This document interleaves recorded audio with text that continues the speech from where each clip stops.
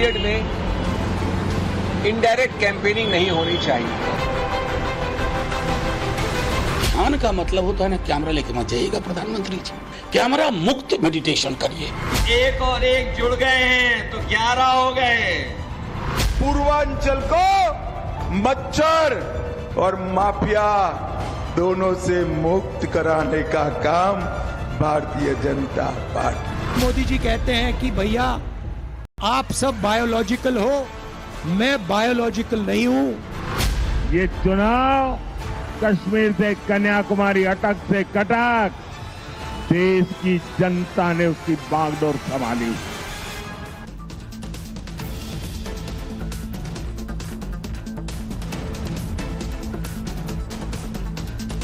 नमस्कार दर्शकों, मैं हूं नाविका कुमार और आप जुड़ रहे हैं मेरे साथ वाराणसी से इस सवाल पब्लिक का शो के स्पेशल एडिशन में। 1 जून को जब काशी वोट डाल रही होगी, प्रधानमंत्री नरेंद्र मोदी कन्याकुमारी में होंगे। 30 मई और 1 जून के बीच नरेंद्र मोदी कन्याकुमारी की उस जगह पर ध्यान लगा रहे होंगे जहां से कभी स्वामी विवेकानंद ने ध्यान लगाया था और एक नए भारत का सपना देखा था। 2019 में भी आखिरी फेज की वोटिंग के दिन नरेंद्र मोदी जी केदारनाथ की गुफा में ध्यान लगाने चले गए थे। सवाल पब्लिक का है कि क्या कन्याकुमारी में मोदी की ये 400 पार वाली साधना है या विकसित भारत बनाने की साधना है? वैसे जब अब की बार मोदी कन्याकुमारी में ध्यान लगा रहे होंगे तो कांग्रेस चुनाव आयोग के पास पहुंच चुका है। कह रहा है कि चुनाव आयोग को, और ये भी मांग कर रही है कांग्रेस पार्टी कि मोदी 1 जून की शाम को जाएं या ध्यान लगाएं तो मीडिया में ये बिल्कुल ना दिखाया जाए, नहीं तो ये आचार संहिता का उल्लंघन होगा। अरे भाई, मीडिया से इतना डर। इस बीच मोदी के कन्याकुमारी के ध्यान को लेकर विपक्ष क्या कह रहा है, ये भी जान लीजिए। कांग्रेस महासचिव जयराम रमेश का ये बयान है कि सुना है कि निवर्तमान प्रधानमंत्री 30 मई और 1 जून के बीच मेडिटेशन के लिए कन्याकुमारी जा रहे हैं। याद करें कि 7 सितंबर 2022 को राहुल गांधी ने वहीं से अपनी भारत जोड़ो यात्रा शुरुआत की थी। अब निवर्तमान प्रधानमंत्री उसी जगह से अपने रिटायर्ड लाइफ यात्रा की शुरुआत करने जा रहे हैं। ममता बनर्जी क्या कह रही हैं? कह रही हैं अगर वो परमात्मा है तो उन्हें ध्यान लगाने की क्या जरूरत पड़ गई। इसके अलावा आरजेडी के मनोज झा कह रहे हैं कि मोदी जी ध्यान करने जाएं तो कैमरा लेकर ना जाएं, नहीं तो ढोंग और पाखंड लगेगा।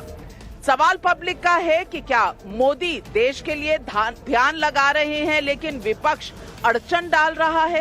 कन्याकुमारी के बाद 4 जून को मोदी रिटायर होंगे या राहुल गांधी रीलॉन्चिंग के लिए फिर से तैयार होंगे? काशी से कन्याकुमारी तक क्या विकास और विरासत के लिए विवेकानंद की प्रेरणा मोदी को और ताकत देगी? यही है आज सवाल पब्लिक का।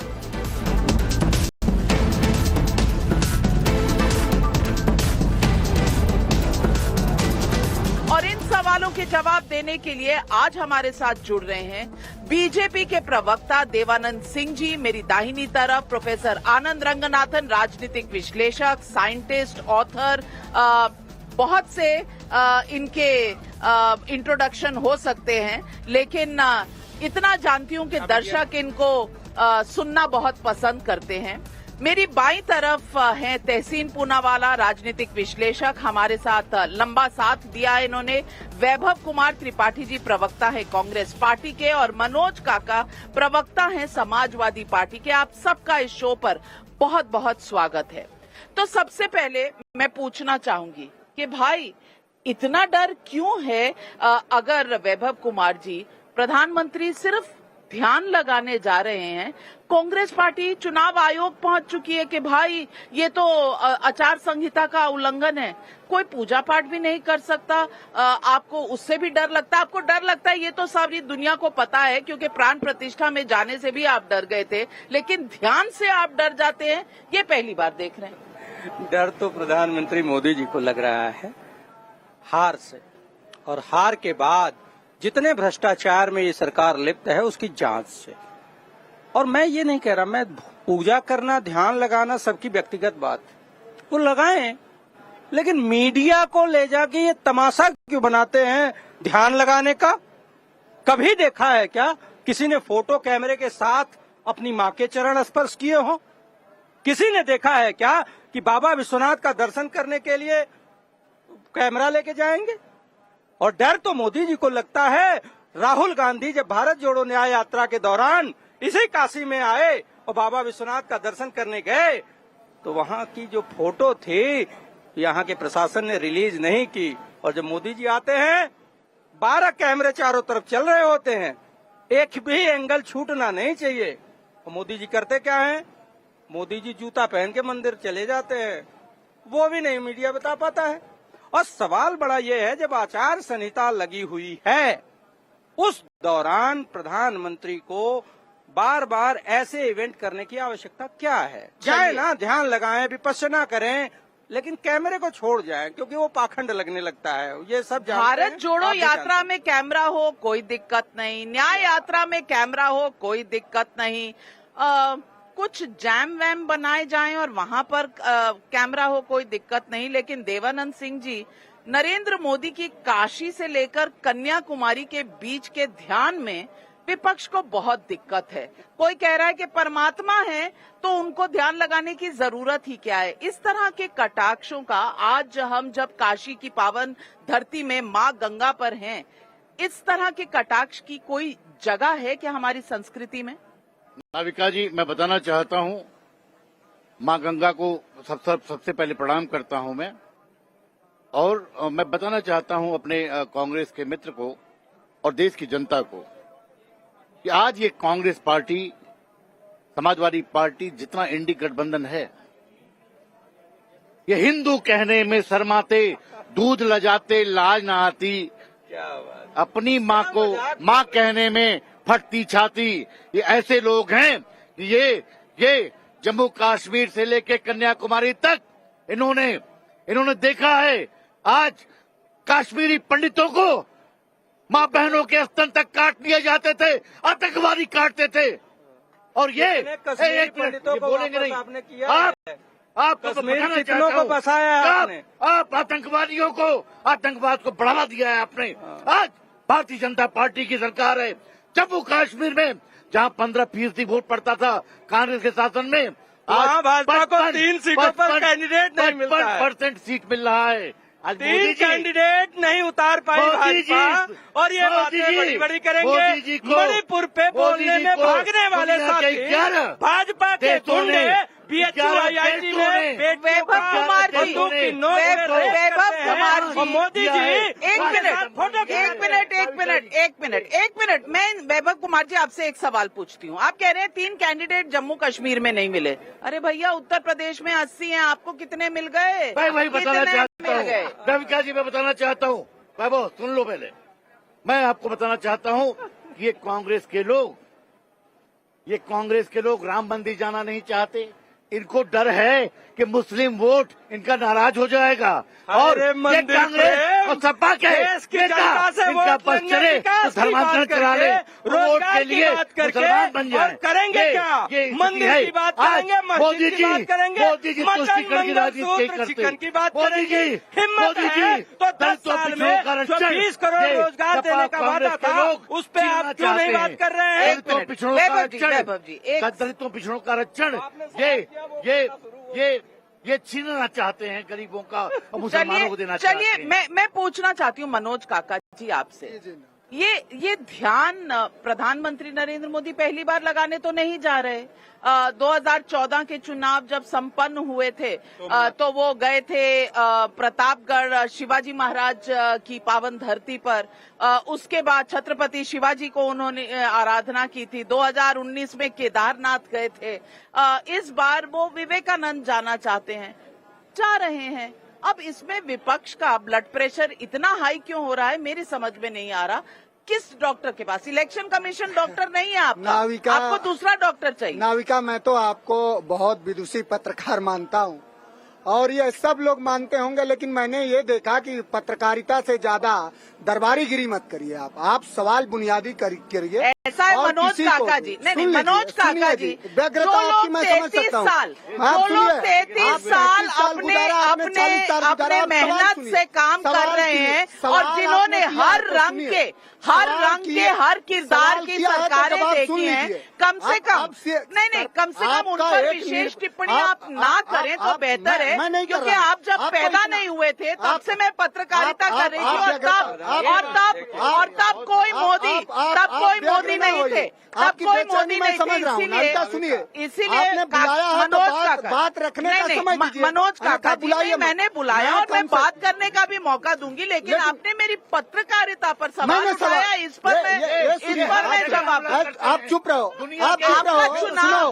आपका तुम्हारी बौद्धिक साझेदारी मैं समझ रहा हूँ, आप नाविका जी को बोलने दो। आप पहले चुप रहो। आप चुनाव पत्रकारों के खिलाफ नहीं लड़ रहे मेरे भाई, आप नाविका लड़िए वहाँ जहाँ आपको वोट मिले, यहाँ से वोट नहीं, यहाँ से वोट नहीं। आप मनोज काका जो आपने सवाल करा है, सवाल के संदर्भ में ये देश जिसको प्रधानमंत्री चुना है, 10 साल से चुना है, वो देश ये जानना चाह रहा है कि 10 सालों में आपने रोजगार के नाम पर कितना चमत्कृत करने वाला काम किया। 10 सालों में नरेंद्र मोदी ने रोजगार पर ये चमत्कृत करने वाला काम किया कि 45 साल के सबसे बड़े बेरोजगारी से आज बाप जूझ रहा है, उसके बेटे जूझ रहे हैं। हालांकि जो लोग संतानों के साथ नहीं रहते या अपने पारिवारिक जिम्मेदारियों का अपने वैभव विलास के लिए त्याग कर देते हैं, वो क्या समझे, जाके पैर ना फटी बेवाई सो का जाने पीर पर आई। आज देश पर जो कर्जों का बोझ है वो 55 लाख करोड़ रुपए से 205 लाख करोड़ रुपए पर है। इस पर योगा कब करेंगे? देश में 1931 में, अरे सुन लो आप, देश में 1931 में जो व्यक्ति पूज्य गांधी जिसने अपने भगीरथ प्रयास से इस देश को आजादी दिलाई, देश के प्रधानमंत्री संवेदना शून्य तो है ही, आज मैंने देखा कि विवेक शून्य भी हो गए। आज किसी पत्रकार से कह रहे थे कि गांधी को कौन जानता था। अरे नरेंद्र मोदी जी अपना कम से कम विस्मृति और अपना स्मृति ठीक करिए। 1931 सुनिए गांधी मैं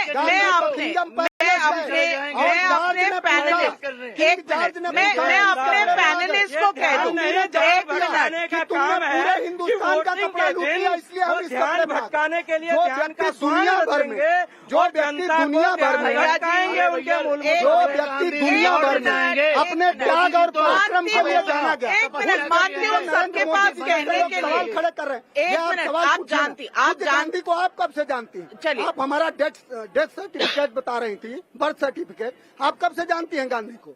आप जानती हैं अभी नरेंद्र मोदी जब आए तभी से जानती हैं क्या? मैं आपसे जानना चाह रहा हूँ, ये सवाल है नाविका, आप गांधी को कब से जानती हैं? यही तो दिक्कत है आनंद रंगनाथन जी, इनका चुनाव पत्रकारों के खिलाफ। अरे एकदम नहीं, ये जमीन पर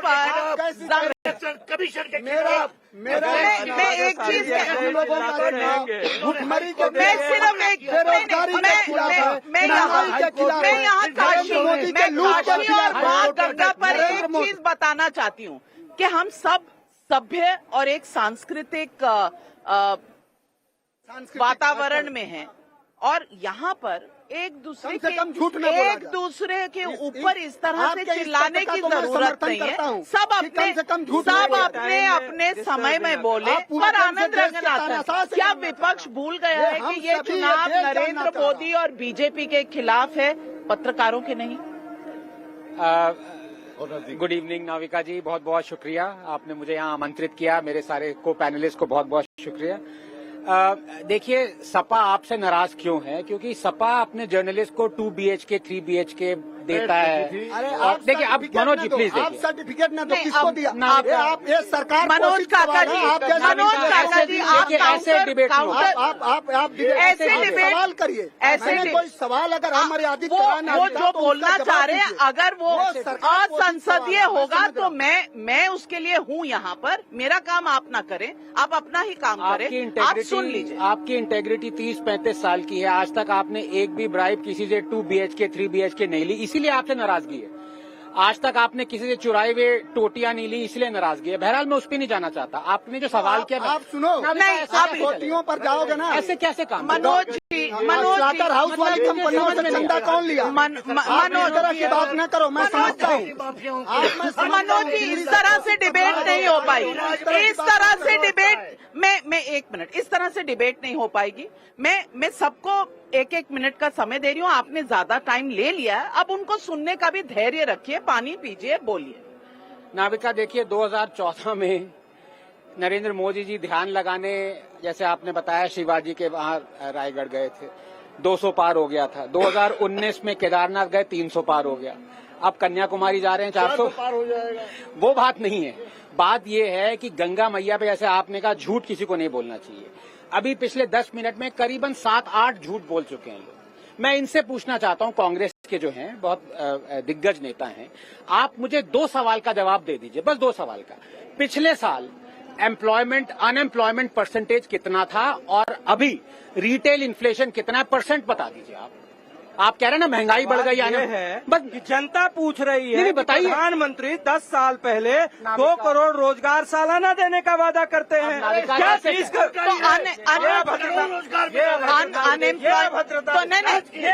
रोकिए पहले, ये सब भद्रता संसद सदन के पटल पर बीजेपी ने चर्चा दिया, तो क्या विगत 10 सालों में कितना रोजगार दिया? 7 लाख कोई बदतमीजी, मैंने कोई बदतमीजी करी? आपसे 2 सवाल पूछे। आप महंगाई दर बता दीजिए और अनएम्प्लॉयमेंट रेट बता दीजिए। बताइए। जनता यही तो कह रही है। बात एक तरफ इंडिया गठबंधन कह रहा है रोजगार देने की, दूसरी तरफ सरकार भाग रही है जो बेरोजगार पे चर्चा करने की। नंबर अब मान लेते हैं, नंबर नहीं आता, नहीं बोलेंगे। चलिए आनंद जी, अगर आप प्रोफेसर है तो इतनी मर्यादा रखिए। अब जवाब प्लीज सुनिए। नहीं, आप सिर्फ 2 नंबर नहीं, inflation rate. I will decide, I am the anchor. मैं डिसाइड करूंगा कि मैं क्या बात करना चाहता हूं। आपसे सवाल जो ये कह रहे हैं कि महंगाई चरम पे है, बेरोजगारी चरम पे है, बताइए ना, सरकार बताइए। भ्रष्टाचार में डूबी है। और आनंद जी, आप अपनी बात खत्म करिए, फिर मैं सबको मौका दूं। नाविका जी देखिए, पूरी दुनिया डेटा पे जाती है। अगर इकोनॉमी अच्छा कर रही है उसका एक डेटा है, बुरा कर रही है उसका एक डेटा है, अनएम्प्लॉयमेंट है उसका एक डेटा है, नहीं है उसका एक डेटा है, इन्फ्लेशन महंगाई है उसका एक डेटा है, वो अलग। क्योंकि ये डेटा मैं नहीं मान रहा। मैं इनसे पूछने ने कहा, अगर हमारी सरकार इन्होंने अगर नहीं कहा, इन्होंने कहा हमारी सरकार आ रही है और जिस भ्रष्टाचार किया है मोदी ने वो पे करेंगे। आपने कहा ना ये उसकी भरपाई होगी। मैं आपसे एक और सवाल, चलिए ये फिगर्स में मत जाइए, क्या इलेक्टोरल बॉन्ड्स भ्रष्टाचार था, हाँ या ना? बहुत बड़ा भ्रष्टाचार। अच्छा, अब रुकिए। नहीं, ऐसा नहीं होता। नहीं 2 सेकंड से नाविका, अब ऐसे जवाब सुन लीजिए। नहीं, आपने देखिए भ्रष्टाचार किस तरीके से था, जिसके खिलाफ ईडी सीबीआई नोटिस करता है, जिससे पूछताछ होती है, जैसे ही इलेक्टोरल बॉन्ड का चंदा वो देता है वो बंद हो जाती है। और उनमें से ज्यादा कंपनियां पैसे विपक्षी दलों को देती हैं। जांच हो के आंकड़ा आ गया है क्या? दोनों सरकार की ईडी की जो नोटिस है विड्रॉ हो जाती है, जांच बंद हो जाती है। ऐसे तो फिर आप बोल लीजिए, कोई डिबेट हो नहीं सकता ना, कोई डिबेट। आप एंकर को सुनेंगे ही नहीं तो ऐसे डिबेट नहीं हो पाएगी। चलिए उनको पूछे, जवाब देने दीजिए। और बीच में सवाल करके 2-2 सेकंड मत दीजिए। ये डिबेट है। हाँ, आप घबराइए, मैं स्टूडेंट नहीं हूँ, घबराइए नहीं, मैं आपको स्टूडेंट बनाऊंगा भी नहीं। नहीं, मैं चौथी फेलों को स्टूडेंट नहीं बनाता। नाविका देखिए, अगर ये कह रहे हैं भ्रष्टाचार हुआ एनोनिमस इलेक्टोरल बॉन्ड में, तो भैया 2000 करोड़ क्यों लिए सपा ने? जवाब दो इसका भाई, जवाब दो। सबसे पहले कार्रवाई तो आप पे होनी चाहिए। लेकिन सबसे पहले कार्रवाई, लेकिन वो वापस देखिए, तहसीन जी अभी बोले नहीं है, मैं उनसे भी सवाल पूछ लूं। तहसीन जी, मैं वापस उसी सवाल पर आती हूं जिस सवाल से हमने इस डिबेट की शुरुआत की थी। वो था कि कैमरा जी भी हैं, कैमरा लेकर मत जाओ, अरे भाई जाओगे कन्याकुमारी तो कुछ हो जाएगा। मैं यहाँ बैठे सबको ये तस्वीर दिखाना चाहती हूँ।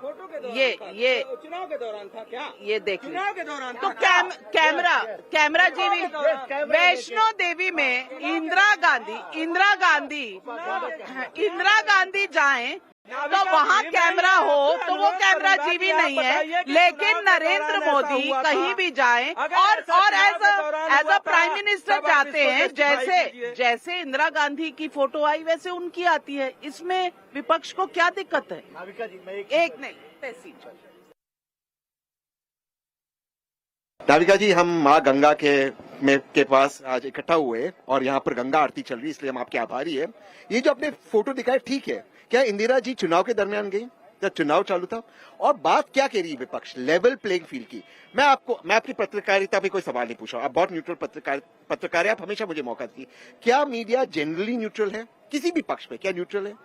बार बार, इसलिए मैंने पिछले 5 सालों में देखा मोदी जी से कोई सवाल ही नहीं होता, सवाल सिर्फ विपक्ष से होता है।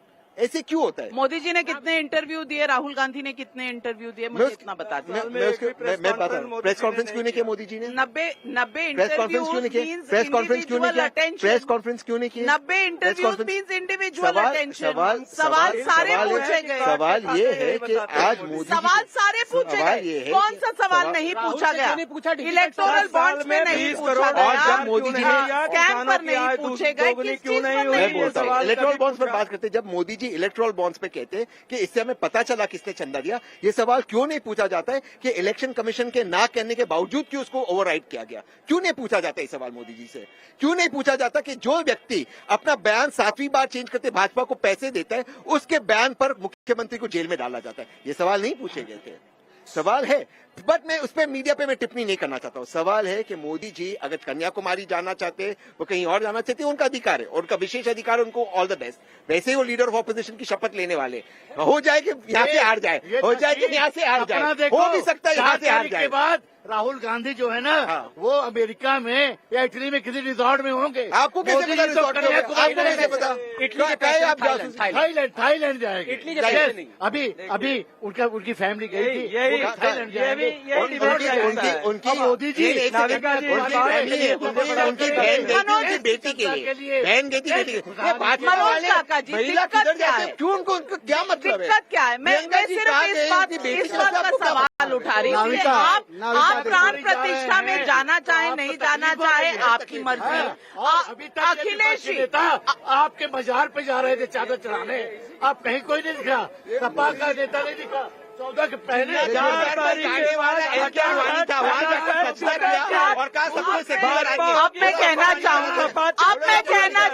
अब मैं कहना चाहूंगी मेरा सवाल मनोज काका जी से है, और मनोज का नहीं तहसीन जी और वैभव जी, मनोज काका जी आप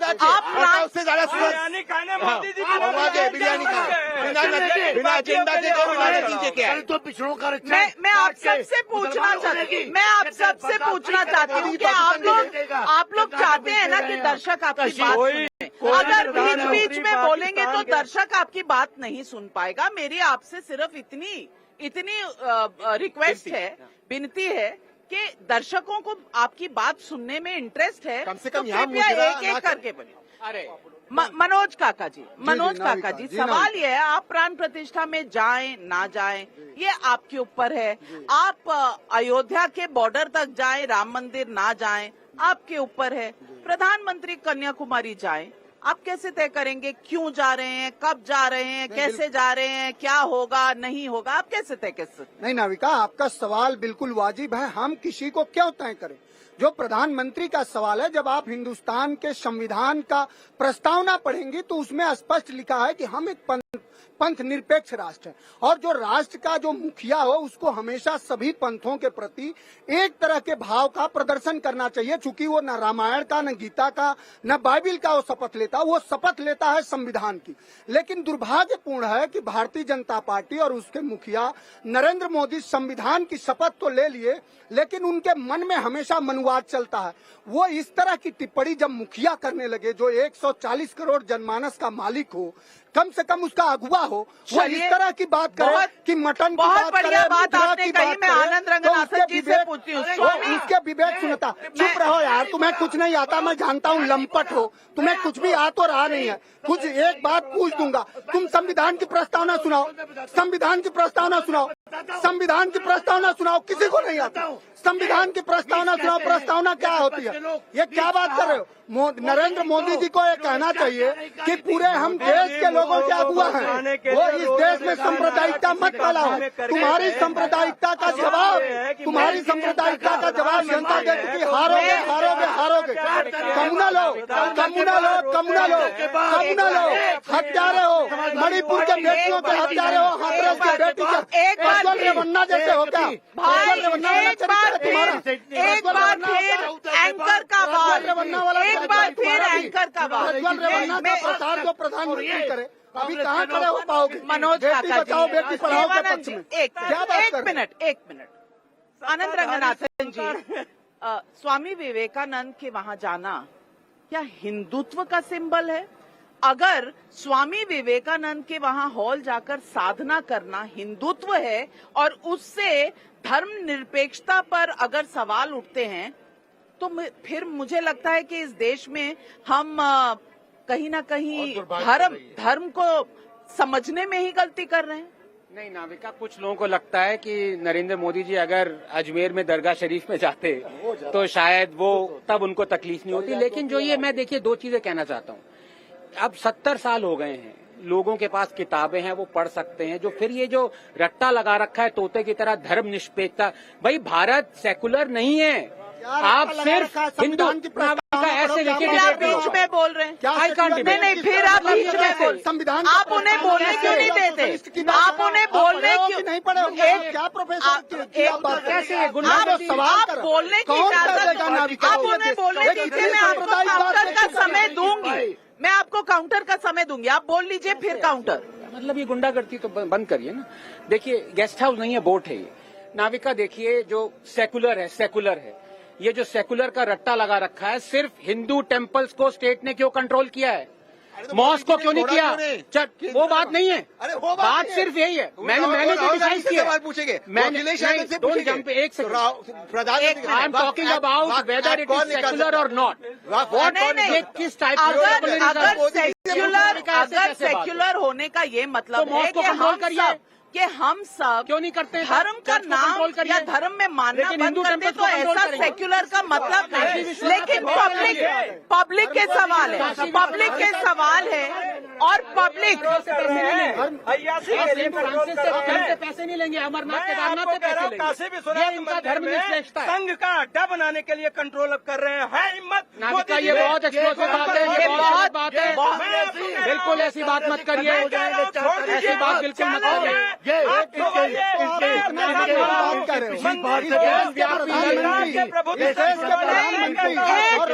एक मिनट, अगर इनको छुड़वाना है तो एक मंदिर जो प्रधानमंत्री नरेंद्र मोदी के कार्यकाल में जहां कॉरिडोर बना है उसको करना है, राम मंदिर को करना है, इनको उज्जैन में महाकाल में करना है, बाकी मंदिरों पे नहीं करना है। लेकिन पब्लिक पूछ रही है सवाल। नहीं, पब्लिक का समय है, पूजा का वाराणसी से ही सवाल है। क्या पूछ रही है पूजा वाराणसी से? पहले सुन लेते हैं, पूजा वाराणसी से सवाल पूछ रही है। नमस्कार, मेरा नाम पूजा गिरी है। मेरा सवाल कांग्रेस पार्टी से है कि सैम पित्रोदा और मणिशंकर अय्यर जैसे नेता चुनाव के समय ही क्यों विवादित बयान देते हैं? ऐसे नेताओं के बयान से क्या पार्टी को नुकसान नहीं पहुंचता है? मैं सम्मान करता हूं और मैं ये नहीं मानता कि पार्टी में हिटलर शाही है, पार्टी में कौन क्या बोलता है। लेकिन बड़ा सवाल ये है कि चुनाव में बेरोजगारी, महंगाई, भ्रष्टाचार, ये बड़ा मुद्दा है। महिलाओं के साथ जो अत्याचार हुआ, आज की बात है, अभी मैंने देखा जो ब्रिजभूषण जी के बेटे, अरे मौन हो जाओ, जितना रोजगार ये देखो नहीं किया जनता पार्टी सत्ता के दलाली में इस कदर बेचैन है ये जवाब नहीं देना चाहते, सिर्फ हंगामा करना। हमने एम्स भी डबल कर दिए। हमने ब्रजभूषण के बेटे के काफिले ने गरीबों को रो दिया, उसमें 4 लोग मर गए। और स्वाति मालीवाल पे स्वाति मालीवाल पे वो मैं नहीं बोलने दूंगा इस आदमी को। आपके नेता का काम है जवाब देना, लेकिन सत्ता मैं इस तरह से डिबेट नहीं कर सकती। सवाल पब्लिक के और भी है। पवन सिंह का वाराणसी से सवाल है। वाराणसी से पवन सिंह का सवाल है। अब सुन लीजिए पवन सिंह का सवाल। नमस्कार, मेरा नाम पवन सिंह है। मैं वाराणसी का रहने वाला हूं। मेरा सवाल बीजेपी सरकार से है। मोदी सरकार ने पिछले 10 सालों में इंफ्रास्ट्रक्चर पे काफी काम किया है, लेकिन स्वास्थ्य शिक्षा जैसे बुनियादी सुविधाओं पर विशेष ध्यान नहीं दिया है। मैं बताना चाहता हूं कि आज मोदी जी ने, आपने देखा होगा कि स्वास्थ्य के क्षेत्र में जितना अभूतपूर्व काम हुआ है, और आप जानते हैं कि इनके समय में 374 मेडिकल कॉलेज 2014 के पहले हुआ करते थे। आज 700 मेडिकल कॉलेज पूरे देश में बन गए हैं। और एक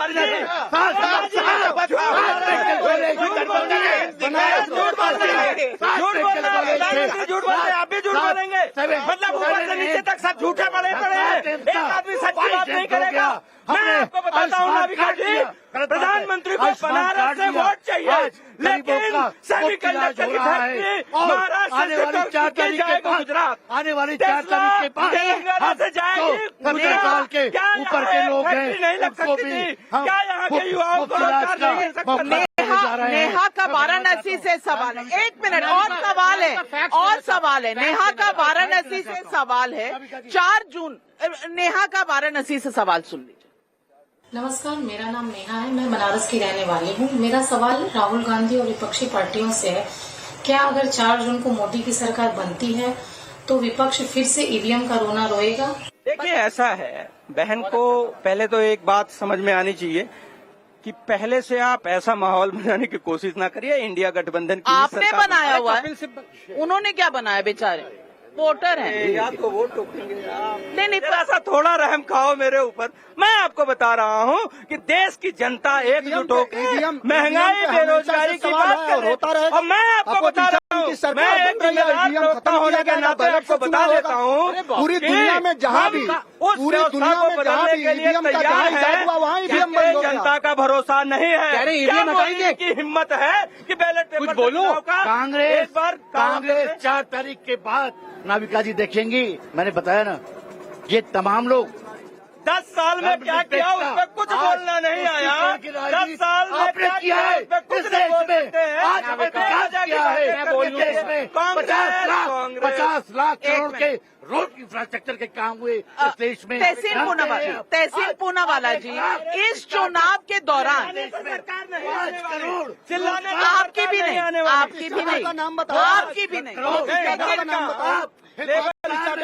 एक मिनट तहसीन पूनावाला, मेरा सवाल आपसे है।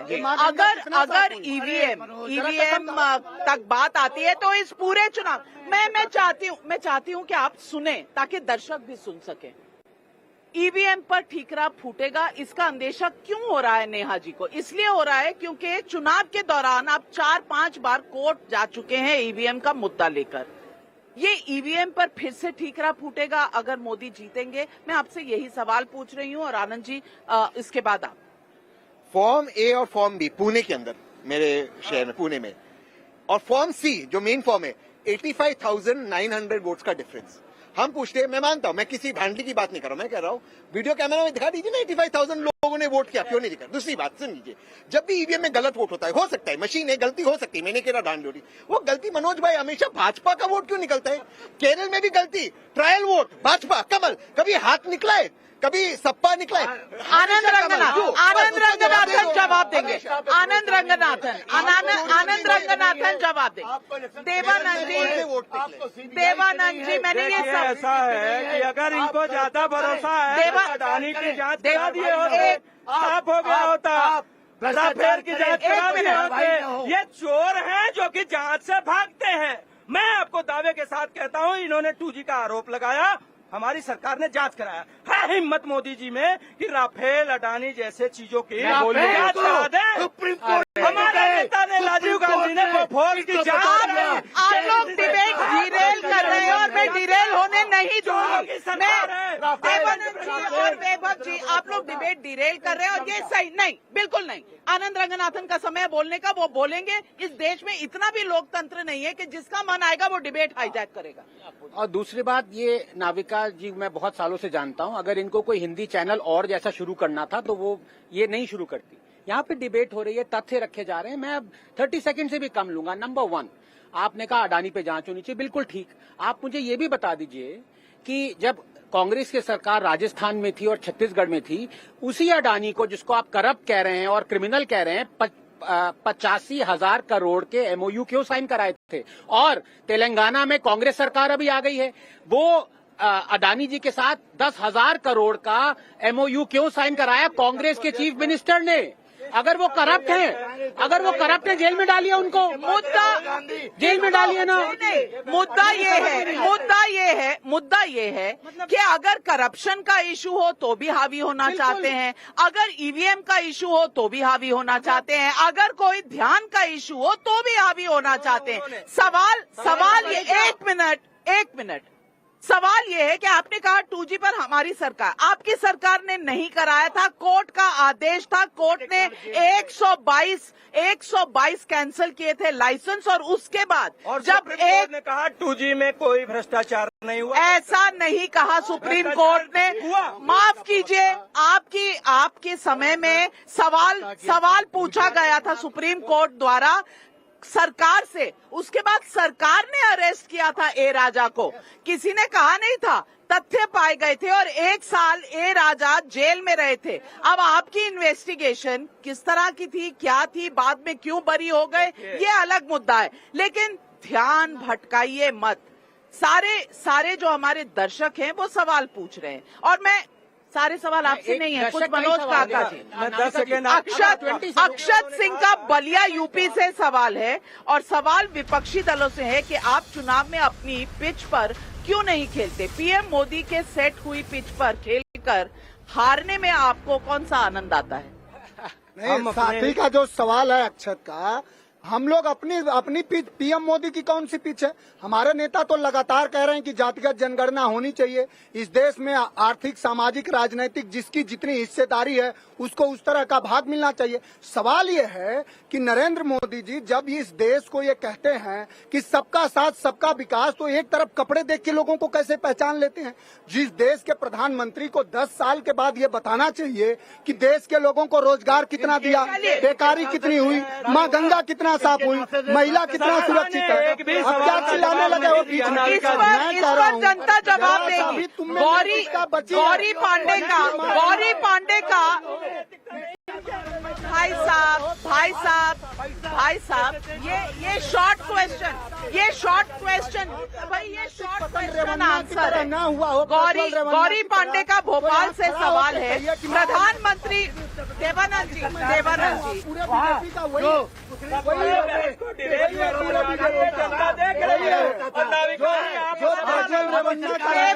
जी, मेरी आवाज आ रही है, मेरा माइक चल रहा है, मनोज जी, देवानंद जी, मेरा माइक चल रहा है, पब्लिक के सवाल सुनिए। गौरी पांडे एक मिनट, गौरी पांडे का सवाल भोपाल से, प्रधानमंत्री मोदी काशी में ध्यान लगाएं या कन्याकुमारी में, आपको इससे आखिर आपत्ति क्या है? क्या आपको लगता है कि मोदी का अपमान करके आप जीत हासिल कर सकते हैं? कहाँ ना आपत्ति है? आप इलेक्शन कमीशन गए हैं गुरुजी? मोदी जी जाए,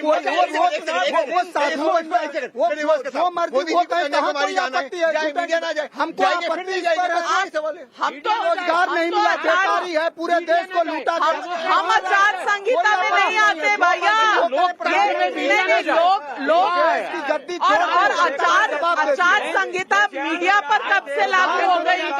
व्यक्तिगत पर हमको कोई ऑब्जेक्शन नहीं है। अपने मुद्दे के लिए एकजुट हो रही है जनता, इस वजह से ये ध्यान भटकाने के लिए ध्यान का स्वांग रचने जा रहे हैं, जिससे सारी मीडिया इनके पीछे जाए और ये कैमरे पे एक मिनट न्याविका जी भाजपा के साथी को चुप कराने में असफल रही हैं। उपेंद्र से एक भी सवाल नहीं पूछ पाई। उपेंद्र कुमार, इस बात को सोचिए। अरे भैया, अरे भैया, अरे भैया, राहुल गांधी को बिठवा दीजिए ना, सवाल भी पूछ लूंगी, जवाब भी लेकर देश को दे लूंगी। उपेंद्र, बिल्कुल अभी करके आई हूँ इंटरव्यू, लिंक भेजूंगी।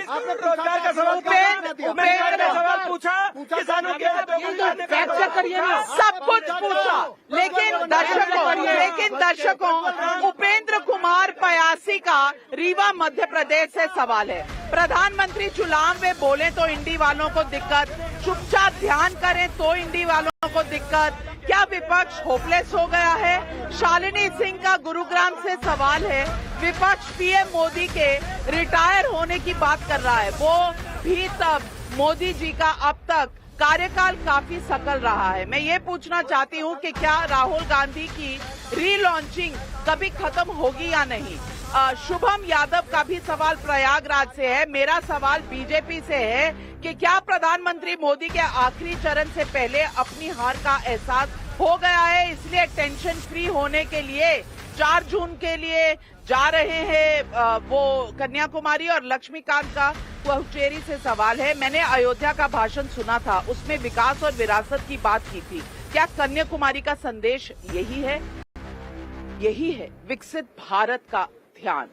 लेकिन विपक्ष टेंशन में है या मोदी जी टेंशन में है, इसका फैसला देश की जनता 4 जून को करेगी। लेकिन उससे पहले इतनी दिक्कतें कि चुनाव आयोग से ध्यान पर भी सवाल उठाना, क्या ये टेंशन नहीं दिखाता? और दिखाता है तो किसकी दिखाता है?